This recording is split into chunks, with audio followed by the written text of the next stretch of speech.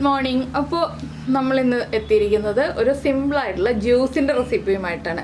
ഇത് എന്തുകൊണ്ട് ഉണ്ടാക്കുന്ന ജ്യൂസാണെന്നുള്ളത് ഞാനിപ്പോൾ പറയുന്നില്ല, നിങ്ങൾ കണ്ട് മനസ്സിലാക്കിക്കോളൂ. പക്ഷേ ഈ ഒരു ജ്യൂസ് നമുക്ക് ചൂട് സമയത്ത് കഴിക്കാൻ വളരെ നല്ലതാണ്. അതുപോലെ തന്നെ നമ്മുടെ വീട്ടിലൊരു ഗസ്റ്റ് വരുമ്പോഴോ നമ്മുടെ വീട്ടിലുള്ളവർക്ക് തന്നെ സർപ്രൈസ് ആയിട്ട് ഉണ്ടാക്കി കൊടുക്കാൻ പറ്റിയ വളരെ നല്ല ടേസ്റ്റി ആയിട്ടുള്ള ജ്യൂസാണ്. അതുപോലെ തന്നെ വളരെ ഈസിയാണ് തയ്യാറാക്കാനായിട്ട്.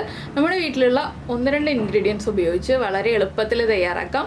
അപ്പോൾ നിങ്ങൾ ഈ ജ്യൂസ് ഉണ്ടാക്കിയിട്ട് ഉറപ്പായിട്ടും നമ്മുടെ വീഡിയോയുടെ താഴെ ഒന്ന് കമൻറ്റ് ചെയ്യണം കേട്ടോ, ഉണ്ടാക്കി കഴിച്ചിട്ട് എങ്ങനെ ഉണ്ടായിരുന്നു എന്നുള്ളത്. നിങ്ങൾ ആരും പ്രതീക്ഷിക്കാത്ത ഇൻഗ്രീഡിയൻസ് ആണ് നമ്മളിതിൽ ചേർക്കുന്നത്. അപ്പോൾ എങ്ങനെയാണ് നമ്മുടെ ഈ ഒരു ടേസ്റ്റി ആയിട്ടുള്ള ജ്യൂസ് തയ്യാറാക്കുന്നത് നോക്കാം. നമുക്ക് നമ്മുടെ ഇൻഗ്രീഡിയൻസ് നോക്കാം. ഞാനിവിടെ 1 കപ്പ് വെള്ളത്തിൽ 1/4 ടീസ്പൂൺ ചായപ്പൊടി അല്ലെങ്കിൽ തേയിലപ്പൊടി, പല സ്ഥലത്തും പല രീതിയിൽ പറയുന്നതുകൊണ്ടാണ് ഞാനിങ്ങനെ രണ്ടും പറഞ്ഞത്. ഞങ്ങളുടെ ഇവിടെ ചായപ്പൊടി എന്നാണ് പറയുന്നത്. അപ്പോൾ 1/4 ടീസ്പൂൺ ചായപ്പൊടി ഇട്ടിട്ട് ചായ തിളപ്പിച്ച് തണുപ്പിച്ച് വെച്ചിട്ടുണ്ട്, ചൂട് കംപ്ലീറ്റ് മാറ്റി വെച്ചിട്ടുണ്ട്. പിന്നെ 1 കപ്പ് തണുത്ത വെള്ളം എടുത്ത് വെച്ചിട്ടുണ്ട്. റൂം ടെമ്പറേച്ചറിലുള്ള വെള്ളമല്ല, നമ്മുടെ ഫ്രിഡ്ജിലിരിക്കുന്നത് നല്ല തണുത്ത വെള്ളം. ഒരു ചെറിയ പച്ചമുളക്, 2 പീസ് ഇഞ്ചി, 1 ചെറുനാരങ്ങ, പിന്നെ നമുക്ക് വേണ്ടത് പഞ്ചസാര.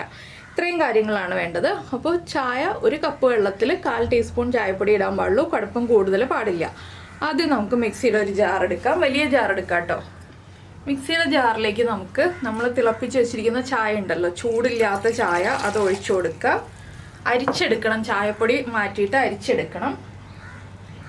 അതിലേക്ക് 1 പച്ചമുളക്, വലിയ പച്ചമുളകാണെങ്കിൽ പകുതി ചേർത്താൽ മതി. ഞാനിപ്പോൾ 1 ചെറിയ പച്ചമുളക് മുഴുവൻ എടുത്തിട്ട് 2ആയിട്ട് സ്പ്ലിറ്റ് ചെയ്ത് ചേർക്കുന്നുണ്ട്. അതുപോലെ തന്നെ 2 ചെറിയ പീസ് ഇഞ്ചി, അതും ചേർത്ത് കൊടുക്കുന്നുണ്ട്. പിന്നെ ചെറുനാരങ്ങയുടെ കുരു മാറ്റിയിട്ട് ചെറുനാരങ്ങയും പിഴിഞ്ഞ് ചേർക്കുന്നുണ്ട്. നിങ്ങൾക്ക് എത്രത്തോളം പുളി വേണം എന്നുള്ളതനുസരിച്ച് 1 മുതൽ 1.5 വരെ ചെറുനാരങ്ങയുടെ നീര് ചേർക്കാം. ഞാനിപ്പോൾ 1 ചെറുനാരങ്ങയുടെ നീര് ചേർക്കുന്നുള്ളൂ. ചായ തിളപ്പിച്ച് കാണിക്കാതിരുന്നത് എന്താണെന്ന് വെച്ചാൽ എല്ലാവർക്കും അറിയുന്ന കാര്യമാണ് ചായ തിളപ്പിക്കുന്നത് എങ്ങനെയാണെന്നുള്ളത്. പിന്നെ നമ്മുടെ ടേസ്റ്റിനനുസരിച്ച് പഞ്ചസാര, നിങ്ങൾക്ക് നല്ല മധുരം ആവശ്യമാണെന്നുണ്ടെങ്കിൽ അധികം പഞ്ചസാര ചേർക്കുക. ഞാനിപ്പോൾ ഒരു 3 ടേബിൾ സ്പൂൺ പഞ്ചസാര ചേർത്തിട്ടുണ്ട്. അതുപോലെ തന്നെ തണുത്ത വെള്ളം തന്നെ ചേർക്കുക. 1 കപ്പ് തണുത്ത വെള്ളം ചേർത്തിട്ടുണ്ട്. ഇത്രയും ചേർത്ത് മിക്സിയിലൊന്ന് നന്നായിട്ട് അടിച്ചെടുക്കുക. നമ്മുടെ പഞ്ചസാര മെൽറ്റായി വരുന്നത് വരെ അടിച്ചെടുക്കുക.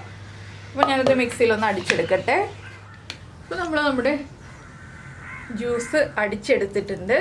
ഇനി നമുക്കിത് ഒന്ന് അരിച്ചെടുക്കണം. എന്താണെന്ന് വെച്ചാൽ ആ ഇഞ്ചിയും പച്ചമുളകും ഒക്കെ ഉള്ളതല്ലേ, അപ്പോൾ ഒന്ന് അരിച്ചെടുത്താലേ കറക്റ്റ് ആവുള്ളൂ. നമുക്ക് വേറെ പാത്രത്തിലേക്ക് അരിച്ചെടുക്കാം.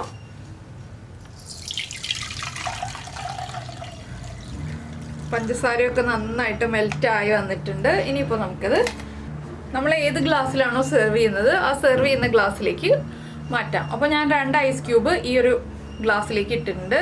നമ്മുടെ ജ്യൂസ് ഒഴിച്ചു കൊടുക്കുകയാണ്. നല്ല ടേസ്റ്റി ആയിട്ടുള്ള ചായ ജ്യൂസ് റെഡി ആയി കഴിഞ്ഞു. അപ്പോൾ എല്ലാവരും ഇതൊന്ന് ട്രൈ ചെയ്ത് നോക്കാം കേട്ടോ.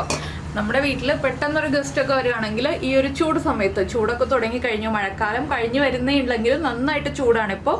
അപ്പോൾ ഈ ഒരു ചൂട് സമയത്ത് എല്ലാവർക്കും എളുപ്പത്തിൽ ഉണ്ടാക്കി കഴിക്കാൻ പറ്റിയ ടേസ്റ്റി ആയിട്ടുള്ളൊരു ജ്യൂസാണിത്. അപ്പോൾ നിങ്ങളെല്ലാവരും ട്രൈ ചെയ്ത് നോക്കുമല്ലോ. അപ്പോൾ എന്തായാലും എല്ലാവരും ട്രൈ ചെയ്ത് നോക്കി കഴിഞ്ഞിട്ട് ഫീഡ്ബാക്ക് ഒക്കെ അറിയിക്കുക. പിന്നെ നമ്മുടെ ചാനൽ ഇതുവരെ സബ്സ്ക്രൈബ് ചെയ്തിട്ടില്ല എന്നുണ്ടെങ്കിൽ ഒന്ന് സബ്സ്ക്രൈബ് ചെയ്ത് സപ്പോർട്ട് ചെയ്യണേ. വളരെ സിമ്പിളായിട്ടുള്ള റെസിപ്പിയാണല്ലോ, അപ്പോൾ നിങ്ങൾക്ക് എല്ലാവർക്കും ഇഷ്ടപ്പെടും. പിന്നെ സബ്സ്ക്രൈബ് ചെയ്യുന്നതിന് ഈ വീഡിയോയുടെ താഴെയുള്ള റെഡ് സബ്സ്ക്രൈബ് ബട്ടൺ ഒന്ന് ക്ലിക്ക് ചെയ്യുക. അതിൻ്റെ റൈറ്റ് സൈഡിലുള്ള ബെല്ലൈക്കനും ക്ലിക്ക് ചെയ്യുക. അപ്പോൾ ഓൾ എന്ന് പറഞ്ഞിട്ടൊരു ഓപ്ഷൻ കാണാം. ആ ഓളും കൂടി പ്രസ് ചെയ്തിട്ടുണ്ടെങ്കിൽ ഞാൻ എപ്പോഴും വീഡിയോ അപ്ലോഡ് ചെയ്യുമ്പോൾ നിങ്ങൾക്ക് നോട്ടിഫിക്കേഷൻ വരും. അപ്പോൾ നമുക്ക് നമ്മുടെ അടുത്ത റെസിപ്പിയുമായിട്ട് വീണ്ടും കാണാം.